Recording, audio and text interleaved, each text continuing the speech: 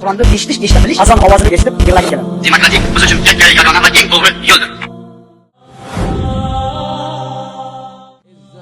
Allohning shariatini bir tomonga surib qo'yib, balki uni butunlay almashtirib, o'zining siyosiy yoki boshqa manfaatlari yo'lida boshqa tizimlarni joriy qiladigan hokimlar bor. Ular birozgina islomiy ramzlarni ko'rsatib, johil, tovuq miyali odamlarni aldashga urinishadi. Aslida esa ular shariatni bosqichma-bosqich siqib chiqaradi, uni almashtiradi va uning o'rniga o'zlarining tizimini rasman targ'ib qilib va moliyaviy qo'llab-quvvatlab uni ommalashtirishadi. Bunday hokimlar Allohning dushmanlariga nisbatan al-valo qiladilar. Keyin esa ular 2-3 ta kichik masjid qurib, biroz Qur'on tarqatib qo'yib, qaranglar biz nima qildik deyshadi.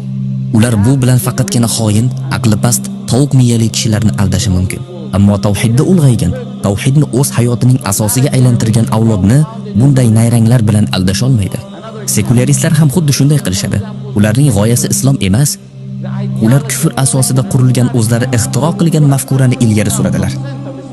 Lekin toki xalq ularni rad etmasligi uchun o'sha kufr mafkuralariga islomiy bir hid, ko'rinish, ta'm qo'shib, go'yo islomiydek qilib ko'rsatishadi.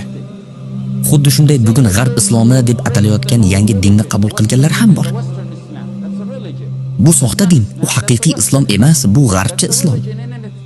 Biz esa sof, soxta aralashmalardan xoli bo'lgan haqiqiy islomni qabul qilamiz va Ibrohim alayhisalomning millati hanifiylikka bo'ysunamiz.